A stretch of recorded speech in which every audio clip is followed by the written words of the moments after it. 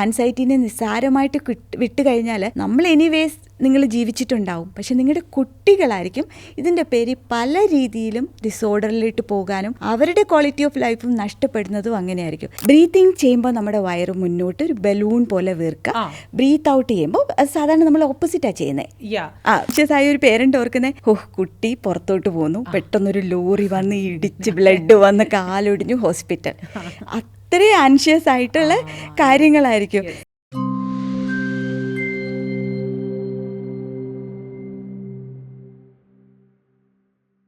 നമ്മൾ വളരെ fast paced ആയിട്ടുള്ള ഒരു ലോകത്താണ് ജീവിക്കുന്നത്. സോ ഒബ്വിയസ്ലി സോഷ്യൽ പ്രഷേഴ്സ്, നമ്മുടെ ഒരു അൺസർട്ടനിറ്റി, ഇതൊക്കെ തന്നെ നമ്മുടെ ജീവിതത്തിൻ്റെ ഭാഗമാണ്. ആൻഡ് ഇന്ന് നമ്മൾ ഏറ്റവും കൂടുതൽ ആൾക്കാർ പറഞ്ഞു കേൾക്കുന്ന ഒരു കാര്യമാണ്, I am always in anxiety. ഈ ആങ്ഷ്യസ് ആയിട്ടുള്ളൊരു സ്റ്റേറ്റിൽ ജീവിക്കുന്നത് ഇപ്പോൾ എല്ലാവരുടെയും ഒരു നോമായി മാറിയിരിക്കുകയാണ്. വി ഓൾ നോ, അത് കുട്ടികളോട് ചോദിച്ചു കഴിഞ്ഞാൽ അവർക്കൊരു fear of failure leads to anxiety. പിന്നെ നമ്മുടെ സോഷ്യൽ മീഡിയ അങ്ങോട്ട് എടുത്തു കഴിഞ്ഞാൽ ഈ സോഷ്യൽ മീഡിയയുടെ ഒരു കമ്പാരിസൺ ഉണ്ടല്ലോ, അയാളുടെ ലൈഫ് ബെറ്ററാണ്, എൻ്റെ ലൈഫ് ബെറ്റർ അല്ല എന്നുള്ളൊരു ഈ സോഷ്യൽ മീഡിയയിൽ നിന്നും കിട്ടുന്ന ഒരു പ്രഷറും ആങ്സൈറ്റിയും അത് വേറൊരു സൈഡിൽ. പിന്നെ ജീവിതത്തിൻ്റെ തന്നെ ഒരു അൺസർട്ടനിറ്റി നമ്മൾ എപ്പോഴും ഫേസ് ചെയ്യാറുണ്ട്. എന്താണ് എൻ്റെ ഫ്യൂച്ചർ എന്നാലോചിച്ച് ആങ്സൈറ്റി അടിക്കുന്ന ആൾക്കാർ, അങ്ങനെ ഒരു വിഭാഗം. ഇന്ന് നമ്മൾ നമ്മുടെ ക്ലിനിക്കൽ സൈക്കോളജിസ്റ്റ് ഡോക്ടർ സിജി രവീന്ദ്രൻ്റെ അടുത്ത് സംസാരിക്കാൻ പോകുന്നതും ഈ വിഷയത്തിനെ കുറിച്ച് തന്നെയാണ്. Once again welcome doctor. Thank you Maya. So as I said, ഈ ആങ്സൈറ്റി എന്ന് പറയുന്നത് ഇന്ന് കൊച്ചു കുട്ടികൾ വരെയും പറയുന്ന ഒരു ടേമാണ്. I have a lot of anxiety എന്ന് നമ്മൾ പറയുന്ന കേൾക്കാറുണ്ട്. നോർമലൈസ്ഡ് ആണ്. പക്ഷേ ദേ ഡോണ്ട് അണ്ടർസ്റ്റാൻഡ് ദാറ്റ് ഈ ആങ്സൈറ്റി എന്ന് പറയുന്ന വാക്ക് it's a very heavy word actually. അതിന്റെ ഒരു ഇന്റൻസിറ്റി എന്ന് പറയുന്നത് നമുക്ക് അളക്കാൻ പറ്റാത്ത അത്രയുമാണ്. ഞാൻ പഠിക്കുന്ന കാലഘട്ടത്തിൽ നമ്മൾ പഠിക്കുന്നത് ആങ്സൈറ്റി എന്ന് പറയുമ്പോൾ ജനറൽ ആങ്സൈറ്റി ഡിസോർഡർ, GAD, ഇതാണ് ഞാൻ ആദ്യമായിട്ട് പഠിക്കുന്നത്. So different types of anxiety ഉണ്ട്. ഇപ്പം നമ്മളിപ്പോൾ അത് ക്ലിനിക്കലി ഡയഗ്നോസ് ചെയ്ത് അവരെ ട്രീറ്റ് ചെയ്യേണ്ട ഒരു അവസ്ഥ. ഇപ്പോൾ വി നോ, ഇപ്പോൾ ഒരുപാട് പേർക്ക് ഈ അതിൻ്റെ തന്നെ ഭാഗമായിട്ട് ഇപ്പോൾ ഒബ്സെസീവ് കമ്പൾസീവ് ഡിസോർഡർ, ഈ OCD, ഇവൻ OCD ഉണ്ടടാ നമ്മൾ വെറുതെ ലാഘവത്തോട് പറയും. പക്ഷേ the intensity, the depth of that disorder is very heavy. ചില ആൾക്കാരുടെ ജീവിതത്തിനെ തന്നെ കംപ്ലീറ്റ്ലി ഡിസ്റപ്റ്റ് ചെയ്യുന്നതാണ്. So let's start with the basics. ഈ ഡിഫറെന്റ് ടൈപ്സ് ഓഫ് ആങ്സൈറ്റി എന്ന് പറയുമ്പോൾ ഇപ്പോൾ GAD ഉണ്ട്, അല്ലെങ്കിൽ ഒരു പാനിക് ഡിസോർഡർ ഉണ്ട്, ഇതെല്ലാം ഉണ്ട്. അവിടെ നിന്ന് നമുക്ക് തോന്നും what are the different types of anxiety and എപ്പോഴാണ് ക്ലിനിക്കൽ ഇന്റർവെൻഷൻ്റെ ആവശ്യം വരുന്നത്. ഇപ്പോൾ ആദ്യം തന്നെ നമ്മൾക്കിപ്പം നോർമലി ആളുകളെല്ലാം പറയത്തില്ലയോ, ഇപ്പോൾ നമുക്കെല്ലാം ആൻസൈറ്റി ഉണ്ട് അല്ലേ. നമുക്കിപ്പോൾ ഇന്ന് ഇതിനു വേണ്ടി നമ്മൾ വരുമ്പോൾ ബട്ടർഫ്ലൈസ് നമ്മുടെ സ്റ്റോമക്കിൽ, അത് നല്ലതാണ്. കാരണം എന്താണെന്ന് വെച്ചാൽ നമ്മളെ ഒന്ന് റിമൈൻഡ് ചെയ്യിപ്പിക്കുക, നമ്മളെ തന്നെ ഒന്ന് ഗ്രൗണ്ടഡ് ആക്കുക. ഒരു റിമൈൻഡറാണ് കൈൻഡ് ഓഫ് ഓക്കെ, ഇതിന് പോകണം, ഇന്ന് ഇത് ഒത്തിരി ആളുകൾ കാണേണ്ടതാണ്, so you should have some preparation, something is trying to remind you. അതിന് നമുക്ക് തന്നെ നോക്കാം ഇതിൻ്റെ പോസിറ്റീവ് ഇൻറ്റൻറ്റ് എന്താണ്, ഇതെന്താണ് എന്നോട് പറയാൻ ശ്രമിക്കുന്നത്. ഇപ്പോൾ ചില സമയത്ത് നാളെ ഒരു മീറ്റിംഗ് ഉണ്ട്, അങ്ങനെയുള്ള ഒരു കാര്യത്തിൽ പെട്ടെന്ന് നമ്മളോട് മീറ്റിങ്ങിന് പോകണമെന്ന് പറയുമ്പോൾ നമുക്ക് ചിലപ്പോൾ അതിനെ നിസ്സാരമായിട്ട് വിട്ടിട്ടുണ്ടാവും. പെട്ടെന്ന് നമ്മളോട് നമുക്ക് തന്നെ ഓർക്കാം, okay it's trying to communicate with me something, ഇതെന്തോ എന്നോ പറയുന്നു. അപ്പോൾ അതെന്താണെന്ന് നോക്കുമ്പോൾ നമുക്കറിയാം ചിലപ്പോൾ ഒന്നും കൂടി പ്രിപ്പറേഷൻ വേണം. ഓഡിയൻസ് ചിലപ്പോൾ ലീഡർഷിപ്പ് റോളിലുള്ളവരായിരിക്കാം, അപ്പോൾ അവരുടെ മുന്നിൽ തട്ടിക്കൂട്ടൊന്നും നടക്കത്തില്ല, പ്രോപ്പർ ഇത് വേണം എന്നൊക്കെയുള്ളതായിരിക്കും, PPT വേണം, അങ്ങനെ പല കാരണങ്ങളായിരിക്കാം. നമുക്കപ്പം അതിനൊരു ആൻസർ കിട്ടി, നമുക്കൊരു എക്സിറ്റും കിട്ടി. അപ്പോൾ അതുകൊണ്ട് തന്നെ അതിനൊരു സൊല്യൂഷനുമായി. പക്ഷേ ഇതൊക്കെ നോർമൽ നമുക്ക് എല്ലാ വ്യക്തികൾക്കും ഉള്ളതാണ്. ഇത് ഡിസോർഡർ ആകുമ്പോഴാണ് പ്രശ്നം.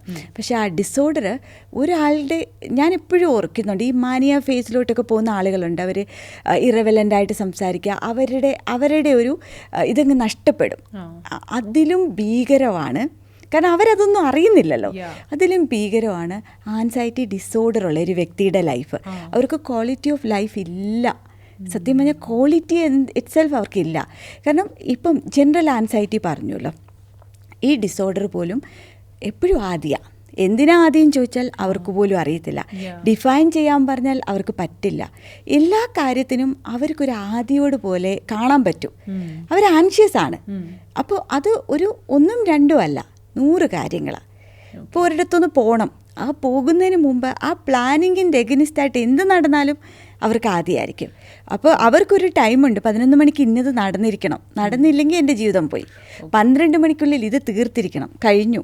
അങ്ങനെയുള്ളൊരു ഇതായിരിക്കും ജനറൽ ആൻസൈറ്റി. നമ്മുടെ ലൈഫിനെ ഡിസ്റപ്റ്റ് ചെയ്യുന്ന രീതിയിലേക്ക് നമ്മുടെ സ്വഭാവം ആകുമ്പോഴാണ് അതിനകത്തൊരു ക്ലിനിക്കൽ ഇൻ്റർവെൻഷൻ വേണ്ടത്. അതിനകത്ത് ഒരുപാട് വരുന്നുണ്ട്. ഇപ്പോൾ ഹെൽത്ത് ആൻസൈറ്റി പൊതുവെ ഇപ്പം ഏറ്റവും കൂടുതൽ കേസസ് എനിക്ക് വരുന്ന ഇപ്പം ദേഹത്തൊക്കെ ഈ ഒരു പ്രായമൊക്കെ കഴിയുമ്പോൾ നമുക്ക് എന്തെങ്കിലുമൊക്കെ മാർക്കുകൾ വരിക, എന്തെങ്കിലുമൊക്കെ ഹെൽത്ത് ഇഷ്യൂസ്, ഉടനെ അങ്ങ് തീരുമാനിക്കും എനിക്ക് ക്യാൻസർ ആണ്. ഇന്ന് പിന്നെ മറ്റേ ഗൂഗിൾ ഡോക്ടേഴ്സ് ആണ് എല്ലാവരും. ഗൂഗിളിൽ എനിക്കൊരു ബ്ലാക്ക് സ്പോട്ട് വന്നു, പിന്നെ ഗൂഗിൾ എല്ലാം ഇങ്ങ് തരുകയും ചെയ്യും. അയ്യോ അപ്പൊ ഇത് ക്യാൻസർ ആണ്. AI ടൂൾസ് ഇഷ്ടംപോലെയുണ്ട്. കറക്റ്റ്. അതെ. അപ്പൊ ഈ അതിൽ നിന്നും വായിക്കുമ്പോൾ നമുക്ക് തീർച്ചയായിട്ടും അതാണ് ഹെൽത്തിനെ സംബന്ധിച്ച് ചില ആൾക്കാർക്ക് വളരെ ആങ്സൈറ്റി, അവർക്ക് അതായത് ഇല്ലാത്ത ആങ്സൈറ്റിയും കൂടെ വരുത്തി വെക്കുന്ന ആൾക്കാർ. ഇവർക്ക് മെയിൻ പ്രോബ്ലം എന്താണെന്ന് വെച്ചാൽ ഇവരതങ്ങ് സത്യമായിട്ട് അങ്ങ് വിചാരിക്കുവാണ്. അല്ലാതെ ആൻഷ്യസ് ആവുമല്ലോ. നമുക്കിപ്പോൾ ഫിയറും വറീസും ഒക്കെ ഉണ്ട്. ഇപ്പോൾ ഫിയർ നമ്മൾ വെളിയിലോട്ട് ഇറങ്ങി കഴിയുമ്പോൾ ഒരു തെങ്ങിൻ്റെ ചോട്ടി നിൽക്കുക, അപ്പോൾ തേങ്ങ നമ്മളുടെ മേളിൽ വീഴുമോ എന്നുള്ളത് നാച്ചുറലായിട്ട് തോന്നുന്ന ഒരു കേസാണ്. തേങ്ങ വീണില്ല, അതൊരു ഫിയറാണ്. അതല്ലെങ്കിൽ നമുക്കിപ്പോൾ എയർപോർട്ടിൽ ചെല്ലണം, നമ്മൾ ലേറ്റ് ആവുന്നു, അപ്പോൾ ദൈവമേ ഇനി ഫ്ലൈറ്റ് മിസ്സാവോ, ഇതൊക്കെയുള്ള ഈ വറീസും ഇതൊക്കെ നോർമലാണ്. അതുപോലെയല്ല ഈ ഇതൊരു ഡിസോർഡർ ആയിട്ട് വരും. അതിനകത്തുള്ളതാണ് ഈ OCD, ഹെൽത്ത് ആൻസൈറ്റി ആണെങ്കിലും സോഷ്യൽ ആൻസൈറ്റി ആണെങ്കിലും അഗോരാഫോബിയ എന്ന് പറഞ്ഞിട്ടൊരു വേറൊരു ആൻസൈറ്റി ഉണ്ട്. അതായത് പബ്ലിക്കിൽ ക്രൗഡഡ് പ്ലേസ് ട്രാൻസ്പോർട്ടൊക്കെ വരുമ്പോഴത്തേനും അവർ ഭയങ്കരമായിട്ട് പാനിക്കാകും. പിന്നെ പാനിക് അറ്റാക്ക് വരുന്ന പാനിക് ഡിസോർഡർ എന്ന് പറഞ്ഞ കേസസ് ഉണ്ട്. പിന്നെ ഈ എന്താ പറയുന്നത്, നഷ്ടപ്പെടുമോ എന്നുള്ള ഒരു രീതിയിൽ അത് സ്വയമായിട്ട്, അതായത് ഏറ്റവും ഇമ്പോർട്ടൻ്റ് ആയ ഒരാൾ പുറത്ത് പോയി കഴിഞ്ഞാൽ അവരുടെ ഒന്ന് കോള് കിട്ടിയില്ല, അവർക്ക് ആക്സിഡൻറ്റ് വന്ന് അവർ മരിച്ച് അവരുടെ ഡെഡ് ബോഡി കൊണ്ടുവരുന്നത് തൊട്ട് സ്വയമായിട്ട് ചിന്തിച്ചു കൂട്ടുന്ന ഇതുണ്ട്. പിന്നെ പലതരം ഫോബിയാസ് ഉണ്ടല്ലോ, ചെലന്തി തൊട്ട് വണ്ട് തൊട്ട് എല്ലാത്തിനെയും ഫോബിയ. പിന്നെ അതിനും എന്തെങ്കിലുമൊക്കെ റീസൺ ഉണ്ടാവും. അങ്ങനെയുള്ള പല രീതിയിലുള്ള ഡിസോർഡർ, ഇതെല്ലാം പ്രശ്നക്കാരുമാണ്. അതാണ് ഏറ്റവും പ്രോബ്ലം ഇതിനകത്ത്. ആൻസൈറ്റി ക്യൂർ ചെയ്യാൻ പറ്റുമോ? ആൻസൈറ്റി ക്യൂർ ചെയ്യാൻ പറ്റും, പക്ഷെ അതൊരു ലോങ് ജേർണിയാണ്. കാരണം നമ്മളിപ്പോൾ ആദ്യം കൊണ്ടുവരുന്നത് ഇവരിൽ ഒരു ഇൻസൈറ്റ്സ് കൊണ്ടുവരിക എന്നുള്ളതാണ്. കാരണം ആൻസൈറ്റി ഉള്ളവരെ അവർ മാത്രമല്ല മഴ അനുഭവിക്കുന്നത്, അവരുടെ കൂടെ ഉള്ളവരാണ്. കാരണം ഇവരെപ്പോഴും ഓർക്കുന്ന അവർ പെർഫെക്റ്റ് ആണെന്നാണ്. ഇവർക്ക് എപ്പോഴും ഒരു പെർഫെക്ഷനിസം. ഇപ്പോൾ ചെറിയ ഒരു കാര്യത്തിന് ഇപ്പോൾ എക്സാമ്പിൾ പറയുക, ഇന്ന് അവർക്ക് നമ്മുടെ ലുലു മോളിലൊന്ന് പോകണം. അവിടെ പോകണമെന്നുണ്ടെങ്കിൽ അവർ ഹോൾ ഡേ അവർക്കൊരു പ്ലാനിങ് ഉണ്ട്. ആ പ്ലാനിങ് പ്രകാരമേ നടക്കാവൂ. അപ്പോഴായിരിക്കും ഒരു ഗസ്റ്റ് വീട്ടിലോട്ട് പെട്ടെന്ന് കയറി വരും, കഴിഞ്ഞു, ഡിസ്ഫങ്ഷനായി. അവരുടെ ടോട്ടൽ പേഴ്സണാലിറ്റി എന്നോടെ മാറുകയാണ്. തലക്കടിക്കും, അങ്ങോട്ട് ഓടുന്നു ഇങ്ങോട്ട് ഓടുന്നു എല്ലാം. അപ്പോൾ അവരുടെ കൂടെ ഉള്ളവരൊക്കെ പറയാം, അതിനെന്താ അവർ വന്നു പോയി, അപ്പം നമുക്ക് അവിടെ പോകണ്ടേ, ഇന്നത് നടക്കേണ്ടതല്ലേ എന്നൊക്കെയുള്ളതായിരിക്കും. അപ്പോൾ കൂടെ ഉള്ളവരങ്ങ് പാനിക്കാക്കും.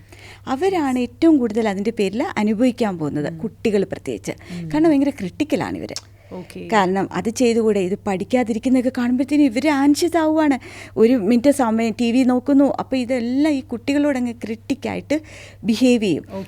അതേപോലെ ചില പേരൻസ് ഇപ്പോൾ കൊച്ചു കുഞ്ഞുങ്ങളുടെയൊക്കെയാണ്, ഞാനെപ്പോഴും പറയാറുണ്ട്, കുട്ടി ഒരു സൈക്കിൾ വേണമെന്ന് പറയുന്നു. സൈക്കിൾ മേടിക്കുമ്പോഴേ അതിൻ്റെ അമ്മ അല്ലെങ്കിൽ ആൻഷ്യസ് ആയ ഒരു പേരൻ്റ് ഓർക്കുന്നത്, കുട്ടി പുറത്തോട്ട് പോന്നു, പെട്ടെന്നൊരു ലോറി വന്ന് ഇടിച്ച് ബ്ലഡ് വന്ന് കാലൊടിഞ്ഞു ഹോസ്പിറ്റൽ. അത്രയും ആൻഷ്യസ് ആയിട്ടുള്ള കാര്യങ്ങളായിരിക്കും. പിന്നെ ഒരു കഥയുണ്ട്, നമ്മളെ ഒരു കോമഡിയായിട്ട് പറയുന്നതാണ്. ഒരു വ്യക്തി അവരുടെ കുട്ടിയുടെ ഈ ചട്ടിയുണ്ടല്ലോ, ചട്ടിയും കലവും എല്ലാം കൂടെ ഇങ്ങനെ അടുക്കി കൊടുത്ത് വിടുവാണ് വീട്ടിലോട്ട്. അപ്പോൾ ഇദ്ദേഹം പോകുന്നതിന് മുമ്പ് ഈ കുട്ടിക്ക് 2 അടിയും കൊടുത്തു. അപ്പം നോക്കിയിരുന്ന ഒരാൾ ചോദിച്ചു, എന്തിനാ അടിച്ച്? ഞാൻ പറഞ്ഞു, ഇത് കൊണ്ടുപോയി പൊട്ടിച്ചിട്ട് അടി കൊടുത്തിട്ട് കാര്യമില്ലല്ലോ, അതിന് മുന്നേ തന്നെ അടി കൊടുക്കുന്നതാണ്. മുൻകൂട്ടി കണ്ട് ഇത് പൊട്ടിക്കും എന്നുള്ള അപ്പത്തേക്ക് ഒരു അടിയും കൂടെ കൊടുത്തങ്ങ്. ഇതെല്ലാം റിയൽ ആയിട്ടാണ് ഇവർ കാണുന്നത്. അത് കേൾക്കുന്ന ഒരാളും നാച്ചുറലി ഓക്കെ, ഇനി ഒന്ന് ശ്രദ്ധിച്ചാൽ മതി. ഈ ആൻഷ്യസ് ആയ ആളുകൾ ഇങ്ങനെ സംസാരിക്കാം. എല്ലാ കാര്യവും മുൻകൂട്ടി അവരങ്ങ് തീരുമാനത്തിലെത്തും. ആ തീരുമാനമായിരിക്കും സത്യമെന്ന് ഇവർ തന്നെ അങ്ങ് വിശ്വസിക്കും. ആ റിയാലിറ്റി അതാണെന്ന് കണ്ടിട്ടായിരിക്കും ഇവർ കാര്യങ്ങൾ ചെയ്യുക. അല്ല, ഇപ്പൊ ഇതാണ്, അതായത് മുൻകൂട്ടി കാണുക എന്ന് പറയുന്നത്. ഇപ്പൊ നമ്മൾ എപ്പോഴും പറയും, ഇപ്പൊ പാസ്റ്റിനെ നമുക്കിനി മാറ്റാൻ സാധിക്കില്ല, ഫ്യൂച്ചറിനെയും നമുക്ക് ഒന്നും ചെയ്യാൻ പറ്റില്ല. ഫ്യൂച്ചർ ആണ് നമുക്ക്, it is very unknown to us. Present ആണ്. പ്രസന്റ് എന്നുള്ള പേര് തന്നെ ഡെപിക്സ് ഗിഫ്റ്റ്. അപ്പോൾ ലിവ് ഇൻ ദ പ്രസന്റ് എന്ന് പറയും. പക്ഷെ ചില ആൾക്കാർക്ക് ഈ ഫ്യൂച്ചറിനെ കുറിച്ച് ആലോചിച്ച് എപ്പോഴും വേവലാതിയാണ്. എൻ്റെ ഫ്യൂച്ചർ എന്താകും, ഇനിയിപ്പോൾ എൻ്റെ കൊച്ചുങ്ങൾ പഠിക്കുമോ, പഠിച്ചാൽ തന്നെ ജോലി കിട്ടുമോ, അല്ലെങ്കിൽ എനിക്ക് എൻ്റെ റിട്ടയർമെൻറ്റ് ഫണ്ട്സ് ശരിയാവുമോ, ഇനിയിപ്പോൾ ജോലി ഇല്ലെങ്കിൽ നമ്മൾ എന്ത് ചെയ്യും? ഈ ഫ്യൂച്ചറിനെ കുറിച്ച് ഉള്ളതും ഇല്ലാത്തതും എല്ലാം ആലോചിച്ച് ഭയങ്കരമായിട്ട് ടെൻഷൻ അടിക്കുന്ന ഒരു വിഭാഗം ആൾക്കാരുണ്ട്. അതെ. അപ്പോൾ അത് ഈ എന്താ പറയുക, future is causing A tension and an anxiety in them. എപ്പോഴും ആൻസൈറ്റി അങ്ങനെയാണല്ലോ. അതായത് അവിടെ എന്തോ നടക്കുമെന്ന് ഞാൻ ഇവിടെ നിന്നുകൊണ്ട് വിഷമിക്കുക, എന്നിട്ട് ഞാൻ അതിൻ്റെ ഹോൾ റിയാലിറ്റി ഞാനങ്ങ് എഴുതിയിട്ട് അത് അങ്ങനെ നടക്കുകയുള്ളെന്ന് ഞാനങ്ങ് തീരുമാനമെടുത്തു. സത്യം പറഞ്ഞാൽ പേടിക്കേണ്ട ഒരു ആവശ്യം ഉണ്ടാവത്തില്ല, നഷ്ടപ്പെടത്തില്ല, റിട്ടയർമെന്റിനുള്ള ഫണ്ട്സും ഉണ്ടാവും, കുട്ടികൾ നന്നായിട്ട് പഠിക്കുകയും ചെയ്യും, ഒക്കെ ഉണ്ടാവും. അപ്പൊ അവരുടെ ആ ഒരു മൈൻഡ് ഷിഫ്റ്റ് നമുക്ക് എങ്ങനെയാണ് ഹെൽപ്പ് ചെയ്യാൻ പറ്റുന്നത്? ഇവിടെ എന്തോ സംഭവിക്കുന്നതെന്നറിയോ, ഞാൻ ഇവിടെ നിന്നുകൊണ്ട് അവിടത്തേനെ കുറിച്ച് വറി ചെയ്യാം. എല്ലാ പ്രസൻറ്റിൽ നമുക്ക് എല്ലാത്തിനും സൊല്യൂഷൻ ഉണ്ട്. ചിലപ്പോൾ നാളെ എനിക്ക് ക്രെഡിറ്റ് കാർഡ് ബില്ല് അടയ്ക്കണം, ഞാൻ ഇന്നത്തെ ദിവസം മൊത്തം എന്നെയും എൻ്റെ ചുറ്റിനുള്ളവരെ സ്ട്രെസ്ഡ് ആക്കി, ഞാൻ നാളെ 12 മണിക്ക് സമയത്തെത്തി, ആ 12 മണി പാസ്സാവും, 12 മണി പോയേ പറ്റൂ, എനിക്ക് വേണ്ടി അവിടെ പോസ് ആവില്ല. ആ മൊമെന്റിൽ ചിലപ്പോൾ സൊല്യൂഷൻ ഒന്നും അടച്ചില്ല എന്നായിരിക്കാം, അതും ഒരു സൊല്യൂഷനാ. പക്ഷേ അതിനു വേണ്ടി ഞാനെടുത്ത ജേർണി, സ്ട്രെസ്സായത്, ആൻഷ്യസ് ആയത്, എൻ്റെ ചുറ്റിനുള്ളവരെ ഇതാക്കിയത്, പാനിക്കാക്കിയത്, ആ ജേർണി ഭയങ്കര ഡിഫിക്കൽട്ടാണ്. അപ്പം ഇതിനകത്ത് ഏറ്റവും ഇമ്പോർട്ടൻ്റ് ആയിട്ട് മനസ്സിലാക്കേണ്ട ഒരു കാര്യം ഈ ഗ്രൗണ്ടിങ് ആണ്. അതായത് അവരറിയണം അവർക്ക് എന്താ സംഭവിക്കുന്നതെന്നുള്ളത്. കാരണം ഈ മൊമെൻറ്റിൽ കിടക്കുന്ന റഷ്, അവർ പലപ്പോഴും ആൻഷ്യസ് ആയ ആളുകളെ കൊണ്ട് ഞാൻ ഇവരെ ഒന്ന് റിവൈൻഡ് ചെയ്യിപ്പിക്കും, എന്തൊക്കെയാണ് നടന്നത് ആ സമയങ്ങളിൽ. അവർ എന്നിട്ട് ഞാൻ ചോദിച്ചു, എന്നിട്ട് അവസാനം എന്താ സംഭവിച്ചത്? ഈവൻ ഞാൻ കണ്ടിട്ടുള്ള ഒരു കേസസിലൊക്കെ, റീസെൻറ്റ് കണ്ട കേസസിലൊക്കെ നമ്മൾ ഈ സാധനങ്ങളുണ്ടല്ലോ, ഈ ഹെൽത്തി, ഇപ്പോൾ ഭയങ്കര ആളുകളെല്ലാം അതിൻ്റെ മില്ലറ്റ്സ് മാത്രമേ കഴിക്കൂ, ഓട്സ് മാത്രമേ കഴിക്കൂ, അങ്ങനെയൊക്കെയുള്ളത്. അതെ, അപ്പോൾ ഈ സാധനങ്ങൾ ഓരോന്നും എടുത്തിട്ട് ഇതിൻ്റെ നോക്കുവാണ്, ഇതിനകത്ത് എത്ര കാപ്സാണ്, എത്ര ഇതാണ്. അപ്പോൾ എന്തെങ്കിലും ഇത്തിരി ഒന്ന് കൂടുതൽ കഴിച്ചു കഴിഞ്ഞാൽ കഴിഞ്ഞു, പിന്നെ ആ ആൻസൈറ്റി കാരണം പിന്നെ ഹോസ്പിറ്റലിൽ അഡ്മിറ്റ് ആവേണ്ട അവസ്ഥ. അപ്പം ഞാൻ ചോദിക്കും, അവരോട് ഞാൻ പറയാറുണ്ട്, ഓക്കെ, നിങ്ങൾ ഇന്ന് 24-ാം തീയതി ഒരു ഗ്ലാസ് അരി കഴിച്ചു, ചോറ് കഴിച്ചു, ആ ചോറ് കഴിച്ചിട്ട് നിങ്ങൾ 2036 എന്തോ സംഭവിക്കുമെന്ന് ഓർത്തിട്ടല്ലേ ഇത് ടെൻഷൻ അടിക്കുന്നത്. അന്ന് അപ്പം നിങ്ങൾ ആ മൊമെൻറ്റ് നിങ്ങൾക്ക് എന്തെങ്കിലും ഒരു ഹെൽത്ത് ഇഷ്യൂസ് വന്നു, ആ ഹെൽത്ത് ഇഷ്യൂസ് ഈ 2025 കഴിച്ച റൈസിൻ്റെ പേരിലായിരിക്കുമോ, അല്ലെ നിങ്ങൾ പക്ഷെ നിങ്ങൾ എടുക്കുന്ന ജേർണി, ഈ മൊമെൻറ്റിൽ നിങ്ങൾ അനുഭവിക്കുന്ന ടെൻഷനും സ്ട്രെസ്സും, ഇതെങ്ങനെയാണ് നിങ്ങളെ ഹെൽപ്പ് ചെയ്യുന്നത്? ഏതോ മൊമെൻറ്റിൽ എന്തോ സംഭവിക്കുമെന്ന് ഓർത്തിട്ട് ഞാനിപ്പം ഇത് കഴിക്കുന്നില്ല, കാരണം ഇത് കഴിച്ചാൽ ക്യാൻസർ വരും. ഞാൻ എൻ്റെ കുടുംബത്തിന് വേണ്ടിയല്ലേ, അവർ പറയുന്നത് ഇതാണ്, ഞാൻ കുടുംബത്തിന് വേണ്ടിയല്ലേ, ഇതൊക്കെ കഴിച്ച് ഹെൽത്തി ആണോ, ക്യാൻസർ വരത്തില്ലേ എന്നാണ് പറയുന്നത്. അതേപോലെ ഞാൻ വേറൊരു കേസ് കണ്ടായിരുന്നു, വണ്ടിയൊക്കെ എടുക്കണമെന്നുണ്ടെങ്കിൽ എല്ലാത്തിനും അവർക്കൊരു വാലിഡേഷൻ വേണം. അത് ഒരാടയിൽ നിന്നല്ല, ഒരു 50 പേരടയിൽ നിന്ന്. ഓക്കെ, കടയിൽ പോകുന്നു, വണ്ടി ബുക്ക് ചെയ്യുന്നു, വണ്ടി ഇഷ്ടപ്പെട്ടു, ടെസ്റ്റ് ഡ്രൈവ് എല്ലാം നടത്തി, വീട്ടിൽ വന്നിട്ട് 10 പേരെ ഫോൺ ചെയ്യും, എടാ ഞാൻ ഈ വണ്ടി എടുക്കും. അപ്പോൾ അവരൊരു അഭിപ്രായം പറയും, അപ്പം തൊട്ട് ഡീമോട്ടിവേറ്റ് ആയി തുടങ്ങും. പിന്നെ യൂട്യൂബിൽ നോക്കും, കോൺസിക്വൻസസ് മാത്രമേ നോക്കത്തുള്ളൂ, അവരുടെ തോട്ട്സ് എപ്പോഴും കോൺസിക്വൻസസ്, അത് ദ വേഴ്സ്റ്റ് കേസ് സിനാരിയോ ആയിരിക്കും അവരുടെ മുന്നിൽ. ഇതെല്ലാം കഴിഞ്ഞൊരു 19 പേരോട് വേരിഫിക്കാൻ അത് പോയി ക്യാൻസൽ ചെയ്യുന്നു, എന്നിട്ട് ഒരാൾ പറഞ്ഞതിൽ പോകുന്നു. അത് കഴിഞ്ഞപ്പോൾ അപ്പം തൊട്ട് റിസർച്ച് നടത്തും. അപ്പോൾ ഈ ആദ്യം മറ്റേ കാർ നല്ല എന്ന് പറഞ്ഞവരും വേറൊരു കാർ മോശമെന്ന് പറഞ്ഞവരും ഉണ്ടല്ലോ, അവരെ ആയിരിക്കും പിന്നെ വിളിക്കുന്നത്. അപ്പോൾ അവർ പറയും, നീ എന്തിനു മണ്ടത്തരോ കാണിച്ചത്, നീ മറ്റേ കാർ തന്നെ എടുക്കല്ലായിരുന്നോ? കഴിഞ്ഞു.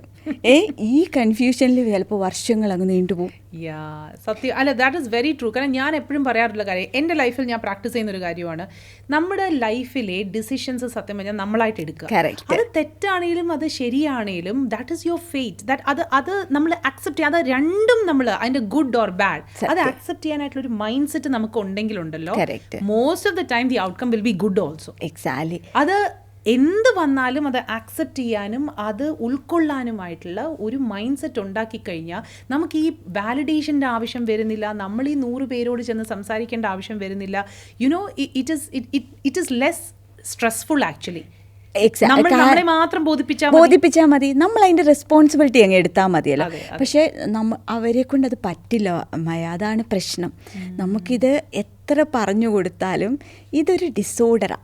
എങ്ങനെ കറക്റ്റ് ചെയ്യാൻ സാധിക്കും? മൈൻഡ് ഷിഫ്റ്റ് എങ്ങനെ കൊണ്ടുവരാം? മൈൻഡ് ഷിഫ്റ്റ് ഒന്ന് ഇവരിൽ നമ്മൾ അവയർനെസ് കൊണ്ടുവരിക എന്നുള്ള. ഇപ്പോൾ ഫോബിയ പോലുള്ള കാര്യങ്ങളൊക്കെ നമ്മൾ എന്താ ചെയ്യുന്നതെന്ന് വെച്ചാൽ, ഇപ്പോൾ ഹൈറ്റ്സിനെ പേടിയുള്ളവരെ നമ്മൾ കൂടുതൽ അത് എക്സ്പീരിമെൻ്റ് ചെയ്യിപ്പിക്കുക. അതായത് ഇവർ കണ്ടേക്കുന്ന വേഴ്സ്റ്റ് കേസ് സിനാരിയോ നടക്കില്ല എന്നുള്ള രീതിയിൽ ഇവരെ എത്തിക്കുകയാണ് ചെയ്യാറുള്ളത്. ഇപ്പോൾ ഇതുപോലുള്ള അതായത് ഇവർ ഈ ചിന്തിച്ചു കൂട്ടുക, ഓവർ തിങ്കിങ്, നെഗറ്റിവിറ്റി, ഈ പറയുന്ന കാര്യങ്ങൾ കൂടെ ആൻസൈറ്റി നാളെ എന്തോ സംഭവിക്കും എന്നുള്ളതൊക്കെ എന്ന് വെച്ചാൽ പ്രോപ്പർ തെറാപ്പി കൂടാണ് നമ്മൾ റീഫ്രെയിം ചെയ്യുന്നത്. അതായത് ഇപ്പോൾ ഇന്നത് സംഭവിക്കും എന്നുള്ളത് നമുക്ക്, ഞാൻ പ്രധാനമന്ത്രിയാന്ന് ചിന്തിക്കുന്നതിന് എന്തെങ്കിലും കുഴപ്പമുണ്ടോ? എനിക്ക് ചിന്തിക്കാം, എനിക്ക് ചിന്തിക്കാം. എന്നിട്ട് ഞാൻ നാളെ പാർലമെന്റിൽ ചെന്നിട്ട് ഞാനാണ് പ്രധാനമന്ത്രി എന്ന് ആക്ഷൻ എടുത്താലാണ് പ്രശ്നം. നമ്മുടെ മൈൻഡിന് നമുക്ക് പല രീതിയിലും ചിന്തിക്കാം, എവിടെ വേണേലും പോവാം അല്ലേ.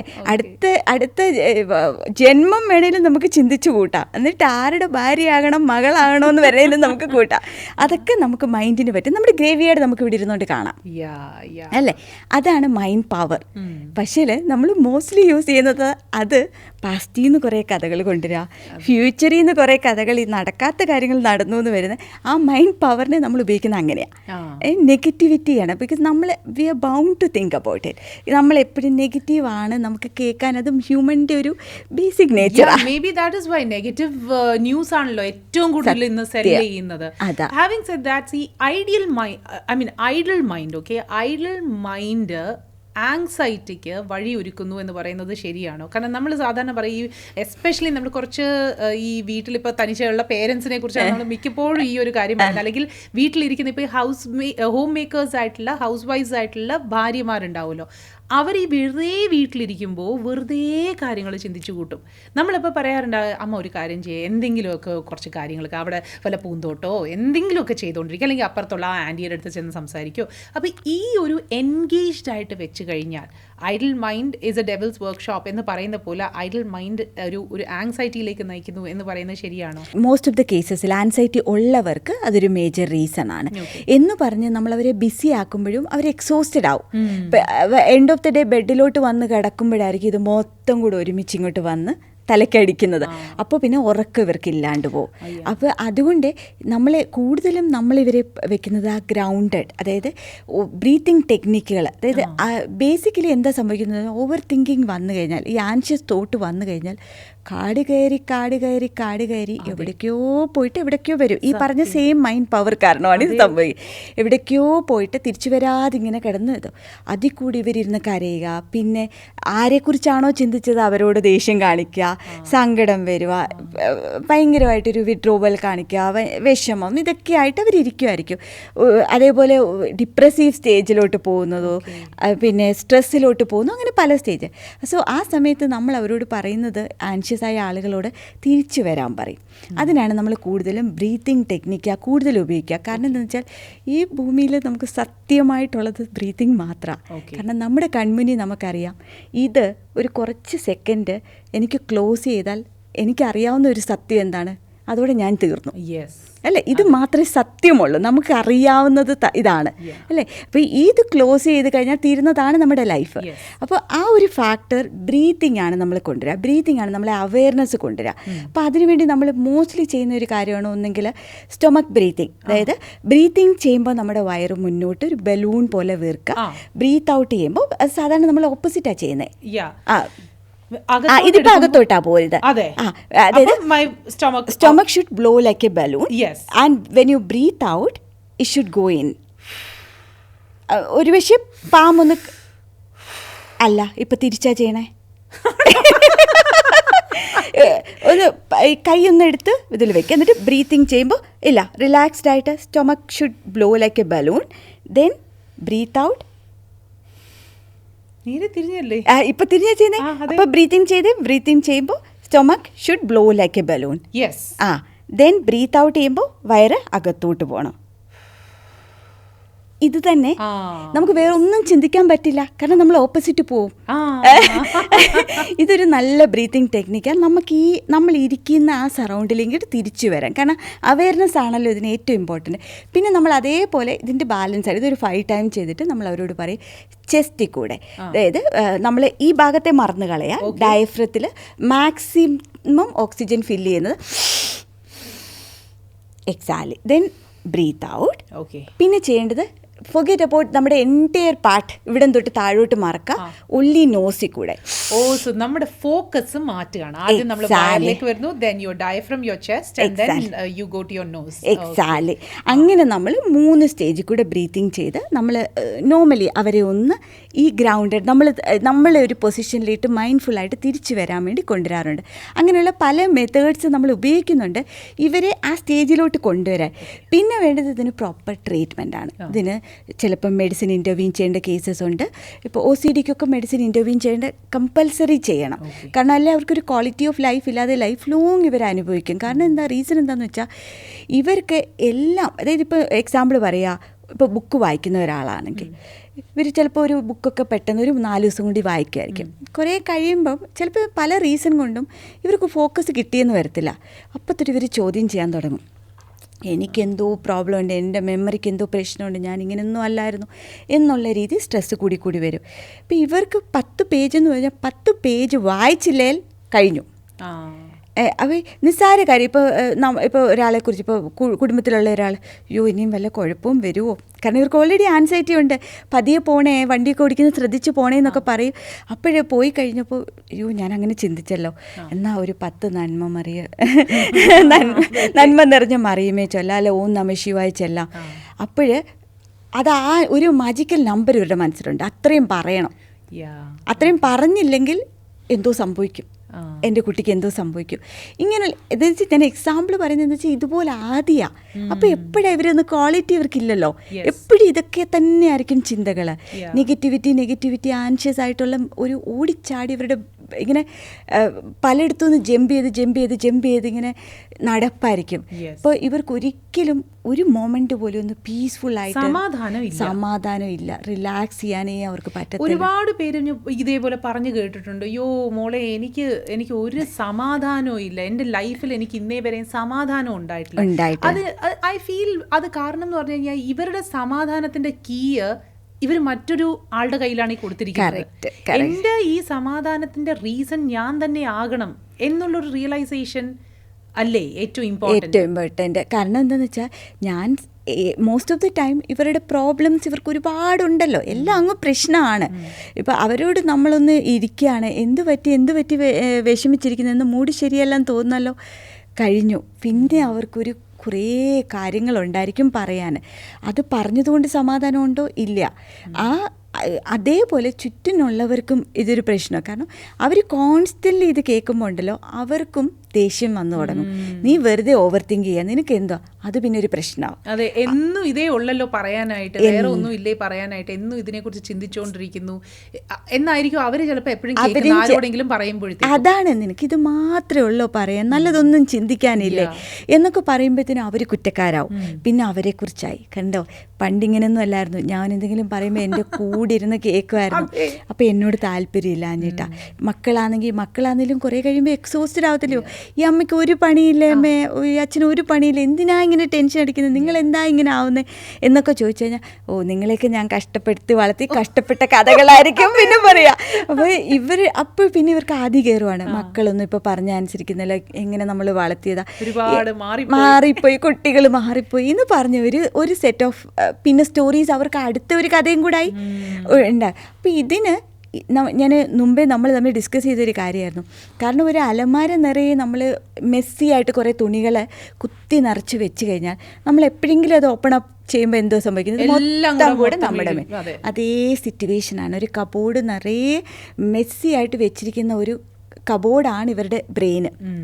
കാരണം അതെവിടെയെങ്കിലും ഒന്ന് ഓപ്പൺ അപ്പ് ആകുമ്പം നമുക്കൊരു പിടിയും കിട്ടാത്ത പോലെ ഈ ജേർണി അങ്ങ് പോകും. അവരും സമാധാനം കിട്ടാതെ, ചുറ്റിനുള്ളവർക്കും ഉണ്ടാകും അതിനകത്ത് പ്രശ്നം, എല്ലാവരെയും ഗിൽറ്റിലോട്ട് അടുപ്പിക്കുന്ന, എല്ലാവരും കുറ്റക്കാരാവുന്ന ഒരു രീതിയിലായിരിക്കും ഇവരുടെ കഥ. ഇപ്പം നമ്മൾ ആൻഷ്യസ് ആയ ഒരാളെ അതുകൊണ്ട് തന്നെയാണ് ഇതിനൊരു എക്സ്പേർട്ടിൻ്റെ ഹെൽപ്പ് വേണമെന്ന് പറയുന്നത്. കാരണം ഈ കബോർഡ് അടുക്കി വെക്കാൻ കഴിയണം, തുണികൾ വൃത്തിയായിട്ട് അടുക്കി വെച്ച് കഴിഞ്ഞാൽ മാത്രമേ എനിക്ക് എപ്പോഴെന്ത് വേണമെന്നുള്ളത് എനിക്ക് തന്നെ ഐഡൻറ്റിഫൈ ചെയ്യാനും മനസ്സിലാക്കാനും പറ്റും. കാരണം ഇവർക്ക് ഇമോഷണൽ ഇൻ്റലിജൻസ് ഉണ്ടാവത്തില്ല. ഏത് മൊമെൻറ്റിൽ എത്ര ഇമോഷൻ കറക്റ്റായിട്ട് ഉപയോഗിക്കണമെന്ന് അറിയത്തില്ല. ഇപ്പം നമ്മളൊക്കെ ഒരു പബ്ലിക്കിൻ്റെ സ്ഥലത്ത് നമുക്കൊരു ദേഷ്യം വരുന്ന ഒരു സിറ്റുവേഷനിലും നമ്മൾ അതിൻ്റെ ഒരു രീതിയിലായിരിക്കും ഉപയോഗിക്കുക. ചിലപ്പം വീടിനുള്ളിൽ നമ്മൾ ഏത് വേർഷനായിരിക്കും എന്നുള്ളത് അറിയാം. കാരണം നമ്മുടെ ഹോം, നമ്മുടെ വീട് ഏറ്റവും സേഫ് ആയിട്ടുള്ള ഒരു പ്ലേസ്, അവിടെ നമ്മൾ വേറൊരു വേർഷനായിരിക്കും നമ്മളെ കാണിക്കുക. പക്ഷേ ഇവർക്ക് ഏത് മൊമെൻറ്റിലാണ് പൊട്ടിക്കരയണമെന്ന് തോന്നുന്നതെന്ന് അറിയത്തില്ല, ദേഷ്യം വരുന്നതെന്ന് അറിയത്തില്ല, കരച്ചിൽ വരുന്നതെന്ന് അറിയത്തില്ല. പല ഇമോഷൻസും മിക്സ്ഡ് ആയിട്ട് വരും. എന്തുകൊണ്ടാണ്? ഇത് ഓർഡറിലല്ലല്ലോ. എവിടെ നിന്നൊക്കെയോ ഇമേജസ് ആണ്, വിഷ്വൽസും പെയിനും മെമ്മറീസും എല്ലാം കൂടി ഇവരിത് ബോംബാർഡഡ് ആയിട്ട് ഇങ്ങനെ ഇരിക്കുമായിരിക്കും. Kind of load of memories ആയിരിക്കും, അതെല്ലാം പെയിൻഫുൾ ആയിരിക്കും. അപ്പം നമ്മളൊരു എക്സ്പേർട്സ് എന്താ എപ്പോഴും ചെയ്യുന്നതെന്ന് വെച്ചാൽ ഓരോന്നിനെ ലെയറാക്കി ജനറലൈസ് ചെയ്ത് അടുക്കി വെക്കുക. ഓക്കെ, ഇപ്പോൾ ഇവിടെ കരയുവാണോ വേണ്ടത്? ഓക്കെ, കരയേണ്ട സാധനം ഇങ്ങനെ എടുത്തോളൂ, പുറത്തെടുത്തോളൂ, എന്നിട്ട് എന്നിട്ട് അതിനെക്കുറിച്ച് പറ, എന്നിട്ട് നമുക്ക് സൊല്യൂഷനോട്ട് പോവാം. ഇവിടെ ചിരിക്കണോ? ചിരിച്ചോളൂ, നല്ല മെമ്മറീസ് ആണല്ലോ, എടുത്തോളൂ. അങ്ങനെ അടുക്കി വെച്ചാൽ തുടങ്ങിയാൽ തന്നെ കാര്യങ്ങളൊന്ന് ഓർഗനൈസ്ഡ് ആയി, പിന്നെ നമുക്ക് സൊല്യൂഷൻ ഈസിയാണ്. അതുകൊണ്ടാണ് ഞാൻ ഈ ജേർണി കുറച്ച് ഡിഫിക്കൽട്ടാണെന്ന് പറഞ്ഞത്. കാരണം ഈസി ആയിട്ട് ഇവരെ മാറ്റാൻ പറ്റില്ല. പക്ഷേ ഇനീഷ്യൽ സ്റ്റേജിൽ, കാരണം മോസ്റ്റ് ഓഫ് ദ ടൈം ഇതൊരു സ്പെക്ട്രമാണ്. ഇതിനുള്ളിൽ പല കേസസാണ് ഞാൻ പറഞ്ഞില്ല, പല ആൻസൈറ്റി ഡിസോർഡേഴ്സാണ്. അപ്പോൾ ഈ സ്പെക്ട്രമിൽ വരുന്ന ഏതെങ്കിലും ഒരു ഡിസോർഡർ സംടൈം ഇത് ജെനറ്റിക്കാണ്, ഇവരുടെ മക്കൾക്കോ അങ്ങനെ ഒരു ജനറേഷനിൽ എവിടെയെങ്കിലും ഒക്കെ ആ DNA ഉണ്ടായിരിക്കും ഏതെങ്കിലും ഒരു ഡിസോർഡർ വരാൻ സാധ്യതയുണ്ടെന്നാണ്. അപ്പോൾ കൂടുതൽ ഈ ക്രിട്ടിക്കായിട്ടുള്ള പേരൻറ്റിങ്ങിലാണ് ഈ ആൻസൈറ്റി ഫോം ചെയ്യുന്നത്. അതായത് ഇപ്പോൾ പിന്നെ അതേപോലെ ഈ കുടുംബങ്ങൾ, ഭാര്യയും ഭർത്താക്കും തമ്മിൽ കൂടുതൽ വഴക്കുണ്ടാവത്തില്ലേ, അവരുടെ മക്കൾ, അത് നമുക്ക് എപ്പോഴും അഡ്രസ്സ് ചെയ്യേണ്ട കാര്യമാണ് മായ. കാരണം ഈ കുട്ടികൾ ചില ദിവസം അച്ഛനും അമ്മയും നല്ല ഹാപ്പിയാണ്, അവരൊന്ന് റിലാക്സ്ഡ് ആയിട്ടിരിക്കുമായിരിക്കും, പിറ്റേന്നായിരിക്കും അടി. ഞാനത് അതിലേക്ക് വരികയായിരുന്നു. നമുക്ക് എങ്ങനെയാണ് ഒരു ഇമോഷണൽ സ്റ്റേബിൾ ആയിട്ടുള്ള ഒരു വീട്, ഒരു എൻവയൺമെൻറ്റ് കുട്ടികൾക്ക് ക്രിയേറ്റ് ചെയ്ത് കൊടുക്കാൻ പറ്റും? അതാണ് ഇപ്പം ഇങ്ങനെയുള്ള വരുമ്പോൾ ഈ കുട്ടികൾ എന്താണെന്നറിയോ, എക്സെൽസിൻ്റെ മേലിൽ കൂടെ നടക്കുന്ന പോലെ ഇവരിൽ ആൻറ്റിസിപ്പേറ്ററി ആൻസൈറ്റി ഫോം ചെയ്യും. അതായത് ഒന്നും ഹാപ്പി അല്ല, ഇതൊന്നും നിലനിൽക്കുന്ന കാര്യമല്ല, ഇത് ഏത് മൊമെൻറ്റും എന്തും പൊട്ടിത്തെറിക്കാം എന്നുള്ള രീതിയിൽ അവരുടെ പേഴ്സണാലിറ്റി ഡെവലപ്പ് ആവും. ഇങ്ങനെയുള്ള ആളുകളൊക്കെയാണ് ഈ സ്പെക്ട്രത്തിനകത്തോട്ട് പല രീതിയിൽ ഫോം ചെയ്യുന്നതും. ഇവർക്ക് പല രീതിയിലുള്ള സ്ട്രെസ്, ഇവർക്ക് നമുക്കിപ്പം പറയാം, ചില സമയത്ത് അവർക്ക് ചില ആളുകളെ കണ്ടിട്ടുണ്ടോ, ഇമ്പോസ്റ്റർ സിൻഡ്രോം എന്ന് പറയും. അതായത് ചിലപ്പോൾ ഉറക്കെ ഒന്ന് ചിരിച്ചു കഴിഞ്ഞാൽ പെട്ടെന്ന് തന്നെ ഈശോയെ, ഭഗവാനെ, ഇന്ന് ചിരിച്ചു, മിക്കവാറും അടുത്ത് എനിക്ക് കരയും, ഞാൻ ഉറപ്പായിട്ടും കരയും എന്നുള്ളത് അവരതിനുള്ളൊരു വഴി എങ്ങനെയെങ്കിലും മാനിഫെസ്റ്റ് ചെയ്യും, കൊണ്ടുവരും. അതിനു വേണ്ടി ഒരു ചാൻസ് ഉണ്ടാക്കും, കരയും. അതേപോലെ പലപ്പോഴും പല സിറ്റുവേഷനിലും ഞാനിത് വേർത്താണോ, ഇപ്പോൾ ഈ റിസൾട്ടൊക്കെ കിട്ടിയ മക്കളുണ്ടല്ലോ, ഇപ്പോൾ അവരോടൊക്കെ ഞാൻ സംസാരിക്കുമ്പോൾ എന്നോട് പറയുന്നത്, ഇപ്പോൾ ആൻസൈറ്റി ഉള്ള കുട്ടികളോടൊക്കെ ചോദിക്കുമ്പോൾ ഞാനിങ്ങനെ പറയും, വാവ്, പ്രൗഡ് ഓഫ് യു, എന്ന് ഇത്രയും മാർക്ക് മേടിച്ചല്ലോ. ഡോക്ടറെ അങ്ങനെ പറയല്ലേ, അത് നല്ല ടീച്ചറായിരുന്നു, എങ്ങനെയൊക്കെയോ തട്ടിക്കൂട്ടി ഇത്രയും മാർക്ക് മേടിച്ചത്, അതല്ല എൻ്റെ കഴിവൊന്നുമില്ല. പിന്നെ എൻ്റെ അമ്മ എന്നും പള്ളിയിലൊക്കെ പോയി പ്രാർത്ഥിക്കുമായിരുന്നു, അല്ലെ അമ്പലത്തിലൊക്കെ അങ്ങനെ കിട്ടിയത്. അതായത് ഇമ്പോസ്റ്റർ സിൻഡ്രോം എന്നാണ് ഇത് പറയുന്നത്. കാരണം അവർക്ക് അവരെ ബിലീവില്ല, അവരെ എല്ലാ ക്രെഡിറ്റ്സും മറ്റുള്ളവരിലോട്ടും കൊടുക്കും. അപ്പം ഇതിൻ്റെ എല്ലാം ഞാൻ പറയുക, നമ്മളിപ്പോൾ ആൻസൈറ്റീനെ നിസ്സാരമായിട്ട് വിട്ട് കഴിഞ്ഞാൽ നമ്മൾ എനിവേസ് നിങ്ങൾ ജീവിച്ചിട്ടുണ്ടാവും, പക്ഷെ നിങ്ങളുടെ കുട്ടികളായിരിക്കും ഇതിൻ്റെ പേരിൽ പല രീതിയിലും ഡിസോർഡറിലിട്ട് പോകാനും അവരുടെ ക്വാളിറ്റി ഓഫ് ലൈഫും നഷ്ടപ്പെടുന്നതും അങ്ങനെയായിരിക്കും. അപ്പോൾ ഇവിടെ ഒരു എൻവയോൺമെൻറ്റ് ക്രിയേറ്റ് ചെയ്യുക എന്നുള്ളത് പേഴ്സൺ ടു പേഴ്സൺ ചേഞ്ച് ആയിരിക്കുമല്ലോ. അപ്പോൾ ഓരോ ഫാമിലിയിലും എന്താ നടക്കുന്നതെന്നുള്ളതും അത് നമുക്കറിയാം. ഇപ്പം നമ്മൾ ഓരോ കഥകൾ കേൾക്കുമ്പോൾ എന്തൊക്കെ ബാഡ് സിറ്റുവേഷനിലൂടെയാണ് പോകുന്നത്. അപ്പോൾ അവർക്കൊരു സേഫ് എൻവയോൺമെൻറ്റ് ആണോ എന്നുള്ളതും കുട്ടികൾ ഓക്കെ ആണോ എന്നുള്ളതും എവറി ഡേ നമ്മൾ ചെക്ക് ചെയ്യുക എന്നുള്ളതാണ്. ആൻഡ് ഒരു ഓപ്പൺ സ്പേസ് ക്രിയേറ്റ് ചെയ്യുക. അവർക്ക് എന്താണ് അവിടെ ഡിസ്റ്റർബൻസ് ആയിട്ടുള്ളത്, അവരുടെ സേഫ്റ്റിക്കും അവരുടെ ഹാപ്പിനെസ്സിനും തടസ്സമായിട്ട് നിൽക്കുന്ന എന്താണെന്നുള്ളത് ലോകത്തിൽ ഒരാൾക്കേ ഐഡൻറ്റിഫൈ ചെയ്യാൻ പറ്റും, അത് പേരൻസിനാണ്. കുട്ടികളുടെ കേസിൽ അത് ക്രിയേറ്റ് ചെയ്യുക എന്നുള്ളതാണ്, എന്തെങ്കിലുമൊക്കെ നമ്മൾ സ്റ്റെപ്പ് എടുക്കുക എന്നുള്ളതാണ്. സോ പല ടൈപ്പ് ഓഫ് ആങ്സൈറ്റീസ് നമുക്കുണ്ട് എന്നുള്ളത് ഇപ്പോൾ മനസ്സിലായി. അത് എങ്ങനെയാണ് അത് മാനിഫെസ്റ്റ് ചെയ്യുന്നത്, എന്ത് സാഹചര്യത്തിലാണ് അത് മാനിഫെസ്റ്റ് ചെയ്യുന്നത് എന്നുള്ളത് നമുക്ക് പറയാനും സാധിക്കത്തില്ല. പക്ഷേ ഈ ആങ്സൈറ്റി വന്നവർക്ക് നേരത്തെ ഒരു ബ്രീത്തിങ് ടെക്നിക്ക് പറഞ്ഞു, അതുപോലെ എന്തെങ്കിലും വേറെ ടൂൾസ് എക്സ്ട്രാ ആയിട്ട് നമുക്ക് അവർക്ക് സജസ്റ്റ് ചെയ്യാനുണ്ടോ?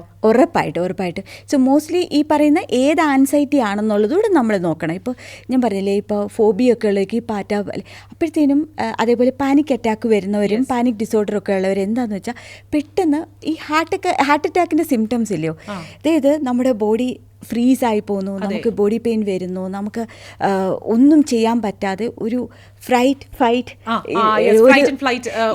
ഒരു സ്റ്റേജിലെത്തുന്നു, നമുക്കൊന്നും ചെയ്യാൻ പറ്റില്ല, ഫ്രീസായി പോകുന്ന ഒരു സിറ്റുവേഷൻ വരും.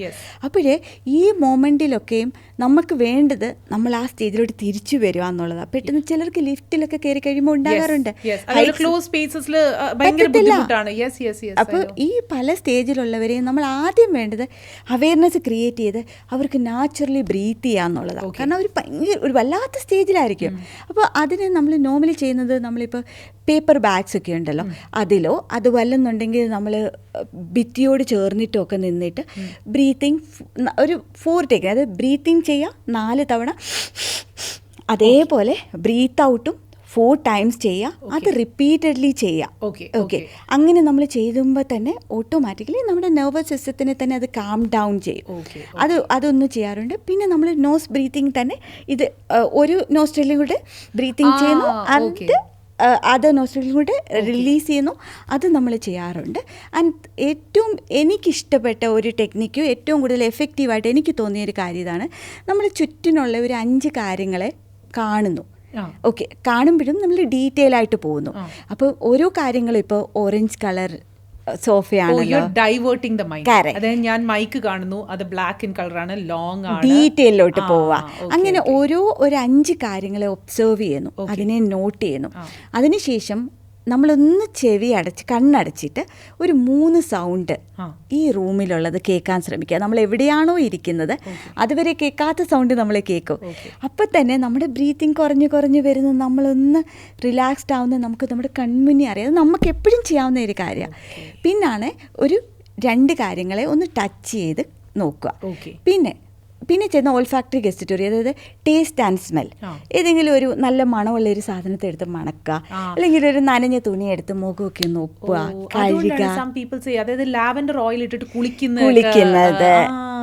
അപ്പോൾ നമ്മുടെ സെൻസറി ആക്ടിവിറ്റി അതിനെയൊക്കെ ഒന്ന് ഇതാക്കുക, സ്റ്റിമുലേറ്റ് ചെയ്യാന്നുള്ളതാണ്. പിന്നുള്ളത് നമ്മൾ എന്തെങ്കിലും ഒരു സ്വീറ്റോ എന്തെങ്കിലും ഇഷ്ടപ്പെട്ട ഒരു സാധനം എടുത്തൊന്ന് പീസ്ഫുള്ളി ഒന്ന് കഴിക്കുക. നമ്മൾ 5 സെൻസസിനെയും ഒന്ന്, ആ സെൻസറി ആക്ടിവിറ്റീനെ നമ്മളതൊന്ന് അറിഞ്ഞു. കാരണം അതാണല്ലോ റിയാലിറ്റി. എക്സ്റ്റേണൽ ഫാക്ടേഴ്സ് ഈ 5 സെൻസസിൽ കൂടി നമ്മൾ ലോകത്തെ പെർസീവ് ചെയ്യുന്നുള്ളൂ. ആ 5 സെൻസസിനെ നമ്മൾ എക്സ്പീരിയൻസ് ചെയ്ത് സറണ്ടർ ചെയ്ത് വേറെ ഒരു തോട്ട്സും വരാതെ നമ്മൾ അതിലോട്ടൊന്ന് ഫോക്കസ് ചെയ്യുമ്പോൾ തന്നെ നമ്മുടെ ബ്രീത്തിങ് നോർമലാവും, നമ്മൾ ഓക്കെ ആവും. അത് കഴിഞ്ഞ് സൊല്യൂഷനിലോട്ട് പോകാം. ഇത് ശരിക്കും പറഞ്ഞാൽ ഒരു സഹായം ഇല്ലെങ്കിൽ തന്നെ നമുക്ക് തന്നെ ചെയ്യാവുന്ന, നമുക്ക് തന്നെ എപ്പോഴും പാനിക് അറ്റാക്ക് ഒക്കെ നമുക്ക് പറയാൻ പറ്റില്ല, So these are things that you can actually try even at home. Any places. Even അത് ലിഫ്റ്റിൽ കുടുങ്ങിയാലും ഒരു ഹൈറ്റ്സിൽ പോയാലും നമ്മൾ ഈ പഴുതാരയൊക്കെ കണ്ട് പേടിക്കുമ്പോഴും ഒക്കെ വരുന്ന അതേ സിറ്റുവേഷനിൽ ഈ ഒരു ടെക്നിക്ക് ഉപയോഗിച്ചാൽ തന്നെ നമ്മൾ ഓക്കെ ആകും. ഇത് കഴിഞ്ഞാൽ പിന്നെ നമുക്ക് ആക്ഷൻ എടുക്കാം, നമുക്ക് സൊല്യൂഷനിലോട്ട് പോകാൻ പറ്റും. സോ ആങ്സൈറ്റി എന്ന് പറയുന്നത് ഒരു ഫ്ലോ അല്ല, it's basically A signal that your body is giving you, A signal the body is giving you in order to protect you. അപ്പോൾ ഈ ആങ്സൈറ്റി വരുമ്പോഴും നമ്മുടെ ഏറ്റവും ഫണ്ടമെൻ്റൽ ആയിട്ടുള്ള ഒരു കാര്യം ഇന്നിപ്പോൾ ഡോക്ടർ പറഞ്ഞതനുസരിച്ച് is to stay grounded, is to stay calmer. So ഈ ചെറിയ ടെക്നിക്സ് ഒക്കെ നിങ്ങളുടെ ലൈഫിലും നിങ്ങൾക്ക് എപ്പോഴെങ്കിലും ഇതേപോലൊരു പാനിക് അറ്റാക്കോ ഒരു ആങ്സൈറ്റിയിൽ നിങ്ങളെ തന്നെ ആരോ ഇങ്ങനെ ഇങ്ങനെ പിടിച്ച് ടൈ അപ്പ് ചെയ്യുന്നു എന്ന് തോന്നുമ്പോൾ നിങ്ങൾക്ക് യൂസ് ചെയ്യാൻ പറ്റുന്ന ചെറിയ ടിപ്സാണ് ഇന്ന് നമ്മൾ ഷെയർ ചെയ്തിരിക്കുന്നത്. If you also felt this conversation was great and you resonated with some of the points that we mentioned, definitely do share it and I hope you will write to us. Hit 96.7 FM